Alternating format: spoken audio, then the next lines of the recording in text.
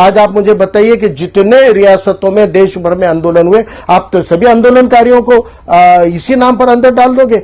हमने अपनी पार्टी की तरफ से अली जनाब प्रकाश अंबेडकर साहब ने ये चैलेंज किया है एनआईए को, ये चैलेंज किया है एटीज को, महाराष्ट्र सरकार को और पुलिस को कि अगर आपके पास में इन लोगों के खिलाफ में कोई ठोस सबूत है तो आप वो सामने लाओ इन द सेंस वो पब्लिक डोमेन में लाओ। और पब्लिक डोमेन में लाने के लिए अगर ये अदालत के भी सामने रख देंगे तो वो भी पब्लिक डोमेन में आ जाएगा। कम से कम अदालत को तो दिखाओ। आज अदालत में पेश किया आपने, क्या रखा? ना कोई हथियार है, ना आर्म्स है, ना वेपन है। फिर टेरर फंडिंग का इल्जाम किस आधार पर लगाया गया है? और अगर तुम्हारे पास में कोई आधार है तो सामने लाया जाए, वरना अगर आप किसी समाज के प्रति, किसी कम्युनिटी के प्रति नफरत की सियासत का एजेंडा अगर बीजेपी चला रही होगी तो उसको ठोस जवाब देने के लिए रास्ते पर उतरने का काम वंचित बहुजन आघाड़ी पूरी ताकत से करेगी।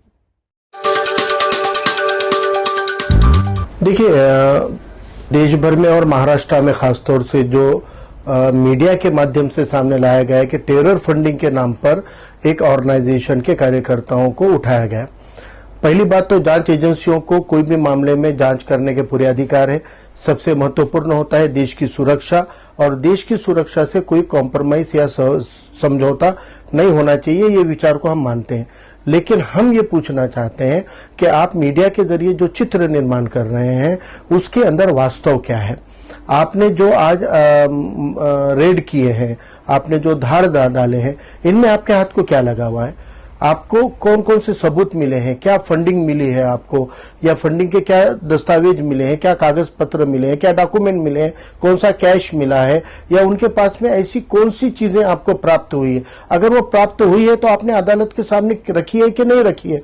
ये सारा मामला जो है ये जांच एजेंसियों को सामने लाना होगा, वरना वंचित बहुजन आघाड़ी की ओर से अली जनाब प्रकाश अंबेडकर साहब ने ऑलरेडी ये भूमिका ली है कि अगर ये जांच एजेंसियां ये सारी मामलात को पूरा ट्रांसपेरेंसी के साथ सामने नहीं ला रही है तो ये मान लिया जाएगा कि बीजेपी जो एक एजेंडा लेके चलती है मुस्लिम समाज का सामाजिक चरित्र बिगाड़ने का, मुस्लिम समाज को टारगेट करने का, और खास तौर से जब तक ये केंद्र की मोदी सरकार हुकूमत में आई है तब से ये मुस्लिम संस्था और संगठनों को बार बार टारगेट करती आई है। इन 8 सालों के अंदर कई बार पीएफआई नाम की संगठन का नाम लिया गया, सैकड़ों लोगों को अरेस्ट किया गया, लेकिन अदालतों में वो सारे लोग, लगभग लोग उनमें के 80% लोग हैं, बाइज्जत बरी हो गए, छूट गए, क्योंकि वो आरोप साबित नहीं कर पाए।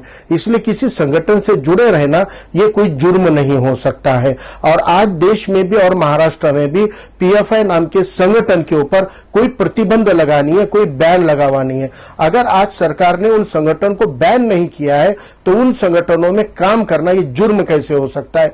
इसीलिए आज यहां पर जो भी ये मामला चल रहे हैं, ये मामलात के अंदर देशवासियों को गुमराह किया जा रहा है। इनको टेरर फंडिंग नाम का एक खौफजदा शब्द बताकर आम समाज को ये बताया जा रहा है कि कोई टेरर एक्टिविटी पे हम काम कर रहे हैं, जबकि हकीकत में ये इससे उल्टा है और ये सिर्फ अपना मुस्लिम नफरत का एजेंडा फैलाकर देश के अंदर एक असुरक्षितता की भावना, इनसिक्योरिटी की भावना पैदा करने की साजिश है। देखिए, ये हुकूमत का एजेंडा साफ नजर आ रहा है कि जो मीडिया ट्रायल के माध्यम से वो चरित्र बिगाड़ रहे हैं, किसी संगठन का नाम लेकर मुस्लिम समाज के चरित्र को बदनुमा कर रहे हैं। एक तरफ टेरर फंडिंग का वर्ड आज दिन भर से तमाम मीडिया चैनल के ऊपर है, और हमारे शहर नांदेड़ के अंदर जो मामला दर्ज हुआ है उसकी हकीकत क्या है? तो जो सफाई वकील सफाई जो होता है, डिफेंस के जो एडवोकेट होते हैं, उन्होंने मीडिया में आके बात कही है कि पुलिस ने, एटीएस ने, जिन्होंने एफआईआर की, उन्होंने एक भी मामला ऐसा सामने नहीं लाया जिससे टेरर या फंडिंग का कोई मामला हो। जो आरोप लगाए गए इनको अरेस्ट करने के ऊपर, उन आरोप के अंदर यह बताया गया है कि ये जन आंदोलन करते थे, सरकार के खिलाफ आंदोलन करते थे, सरकार के खिलाफ भाषण करते थे, संसद में पारित कानूनों की मुखालिफत करते थे या विरोध करते थे। तो ये कोई जुर्म है?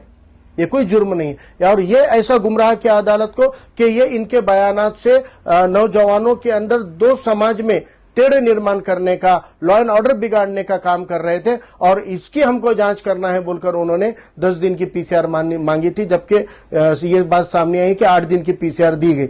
लेकिन ये पीसीआर के पीछे एक ऑब्सकॉन्डिंग बताकर उन्होंने ये पीसीआर को प्रेस करके लिया है। लेकिन इसमें जो सबसे बड़ा बात ये लग रही है कि जो मामले लगाए गए उसमें यूएपीए नाम का जो कानून है, उस कानून के अंदर मोदी सरकार हुकूमत में आने के बाद जो अमेंडमेंट की है वो गैर इंसानी तरीके के अमेंडमेंट है और मानवीय अमेंडमेंट है। उसमें बेल मांगने के अधिकार नहीं है, ऐसे कलम है और खींच तार कर यूएपीए लगा। आप मुझे बताइए कि इन्होंने अगर 2021 से आंदोलन किया ऐसा बताया गया है अदालत को, तो 2021 से इनकी पुलिस हो रही थी। 2021 से उन्होंने उनके उन आंदोलनों के खिलाफ में एक सादी एनसी तो भी खताई है क्या, एनसी तो भी रिकॉर्ड की है क्या, एक आधी एफआईआर तो भी फाड़ी है क्या, एक नोटिस तो भी दी है क्या? फिर 2021 से तुमने उसको नोटिस नहीं दी। फिर उसमें लिखा गया कि एनआरसी सीए के खिलाफ आंदोलन किया। देश के मुसलमानों ने नहीं, देश के उन हिंदुओं ने भी किया जो 40% हिंदू एनआरसी सीए के तहत बाहर निकलने वाले हमारे हिंदू समाज के भी 40% लोग हैं जिनको एनआरसी सीए का धोखा है, उन्होंने भी आंदोलन किया।